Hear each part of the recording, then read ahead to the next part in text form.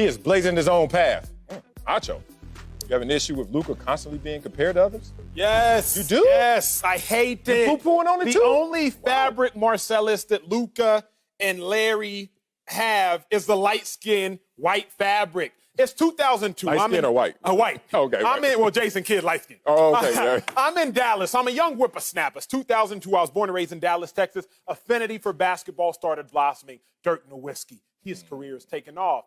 And everybody's comparing Dirk to Larry Bird. In basketball, whenever you see a cold-blooded white guy, well, he's got to be the next Larry Bird. Why can't greats, Marcellus, just be great? What else rubs me the wrong way? Only in basketball do we act as if the predecessors, the old school greats, are the greatest that will ever walk the earth. In track and field, the 100-meter world record has dropped by 2 to 3/10 of a second since the 1980s. In football, we don't compare Patrick Mahomes and everything he accomplished to Roger Staubach. Oh, look at Pat Mahomes. Maybe one day he'd be like, no, because we realize athletes have grown, athletes have improved, athletes have gotten better, and don't put a ceiling on Luka's life. Larry was the legend. And by being a football guy, having to get into basketball, I've had to study a lot more and just go back and watch the old 80s tapes of Bird. But Luka's game isn't even comparable to Bird. Like Luka out here dishing the rock. More assists this year than Larry ever had in a season. Luka has the second most points than Larry ever had in a season with his 28.8. Larry Bird consistently excellent, cold-blooded white guy. But let's stop comparing a cold white dude to the cold white dude who we think of. Luka, he's like Larry Bird. Oh, Dirk, he's like Larry Bird. The next cold-blooded white guy, he's like Larry Bird. Let Luka be Luka, because if we're being real, he's like something we ain't never seen. Wow. So his own coach who played with Larry Bird, coach. You can have a lazy take. You can have a lazy take. You just had one, and I understand. No. Yes, that was very lazy. These numbers about to get for someone who says they study, and then you're going to give me numbers when he's talking about intangibles. He said the way that they compete and their will to win. So your numbers, I'm sorry that you had a lazy take. He's in the NBA. And you're going to support it. And you're going to support it with numbers. Let me tell you what a comparison is, since you're supposed to be a historian, even though you're a millennial, kind of a little contradiction there. You don't know enough about human nature to know what comparisons really are. See, if you know the study of civilization and humans, the reason that humans even generalize is to save themselves the time to go into all the details that become unnecessary. Let's go back to the days where humans, the greatest attributes of humanity were we created weapons so we could move up the food chain because we were getting eaten. And we learned to communicate with each other. And our communication took us to another deeper level of communication, which is I know what that is without even have to go into it because I make that broad approach. That broad approach is not wrong. It's actually the rites of passage. All the greats, if you are compared to another great, guess what they're saying? Congratulations, we think you're great. You know who they don't compare to others? Kyle Kuzma. You know, I just had to pick on the Lakers. You know who they don't pick compared to others? Caldwell Pope. You know what I mean? You know why? Because it's not a rites of passage for them. You got to take the compliment that is coming from that comparison.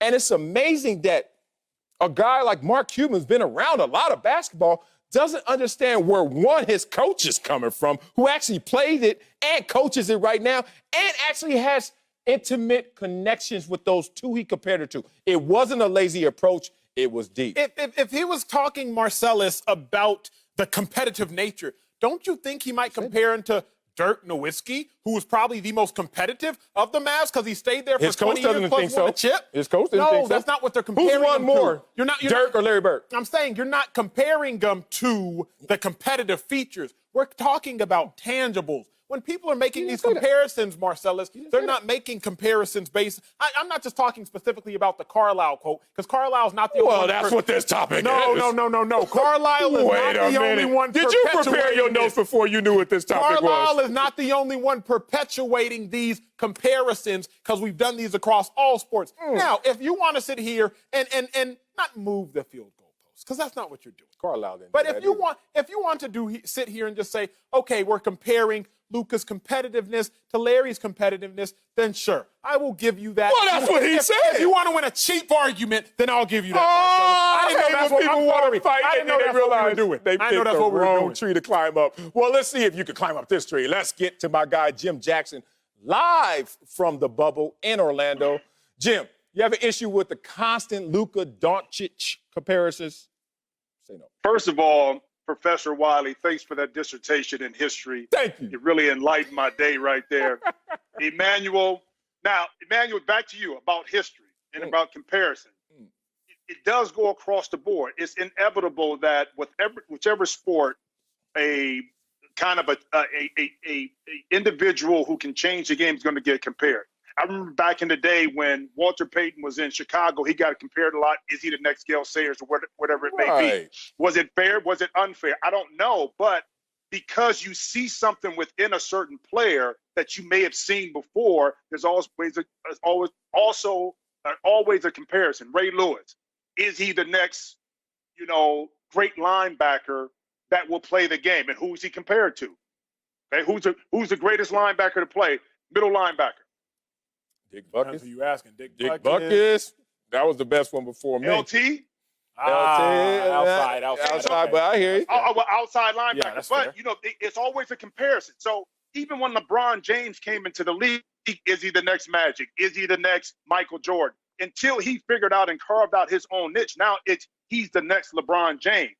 They're going to be comparing other players to a LeBron James. Luka's the same way. The intangibles from a Larry Bird. Larry can shoot from deep. Larry was a heck of a passer. Yes, his numbers may not match up to Luka's because the game is different. More possession, shooting more three-point shots. The game is fast. So the numbers are not going to match up. But the intangibles about how he competes, his knowledge of the game, his height at 6'8", the ability to thread the needle off the bounce with the pass. Is he a better athlete? Yes. Can he handle the basketball better? Yes. Is he more fluid? Yes. But ultimately, this is what I say. This young man hasn't scratched the surface yet of how good he's going to be. His shooting percentage is going to raise from the field. His free throw percentage, he's going to be in the 80s, probably close to 90s by the time he's finished playing. So he's molding himself to be an original concept of a player. But, it's inevitable. I don't know. You're going to compare young guys to great until they separate themselves and carve out their own niche. So I get what Carlisle is saying, Coach Carlisle, and I also get what Mark Cuban is saying in regards to putting that pressure on Luka to be the next Larry Bird instead of being the first Luka Doncic. See, I'm not going to straddle the fence, mainly because I don't feel like agreeing with Marcellus right now. I've been too agreeable, and so the days of being agreeable are done. He bad. The only reason they're making this comparison, if they wanted to compare Luka to somebody who had great passing ability, rebounding ability, scoring ability, why is it, Marcellus, just a coincidence that they're going to pick Larry Bird, the same white guy that they compare all white greats to? It's a lazy take, Marcellus. That's all I need you, to simply admit. I'm not. Luka, to your point, Jim, is this. I understand, he's great, so let's try to find another great to compare him to. But Luka's doing things we truly haven't seen before. If we have, we've only seen him one or two other times. What was it? When he became the third player in NBA history to have a 40, 15, and 10 triple-double, a 40-point triple-double since Oscar Robertson, Charles Barkley. Why can't we just let Luka exist as greatness as opposed to sitting here and reaching for other lazy takes to try to compare him to? Bird was great. Luka is great. Luka is going to continue to be great. But I just don't like putting these athletes in frames of things that happened 20 and 30 years ago when games, honestly, across different sports are also different. Wow, you don't just take a compliment on his face, on his surface. It's a validation that you're on your way to greatness to be compared to others. When LeBron first came out, people were saying, wow, did Magic Johnson and Michael Jordan just have a baby called LeBron James? It was just a building block. When you look at anybody that's 6'8" that can dribble, you say Magic Johnson. Luka's compared to Magic Johnson a lot. And then they say Larry Bird, not because of complexion, brother, because Larry Bird was 6'9", could shoot, and had amazing passing ability. Kind of like I'm sorry, he's white too, Luka Doncic. So that's where this is coming from. You got to understand, I lived through this experience, and I never touched as low as Luka's feet are right now. I never touched that high in my career. But there was a day where every article written about me was Marcellus Wiley, the next Bruce Smith. And you know how lazy that was? You know how simple that was? It was because I was a defensive end that showed tremendous promise and was actually balling in Buffalo. But then I left Buffalo balling still. And this is how lazy this one was.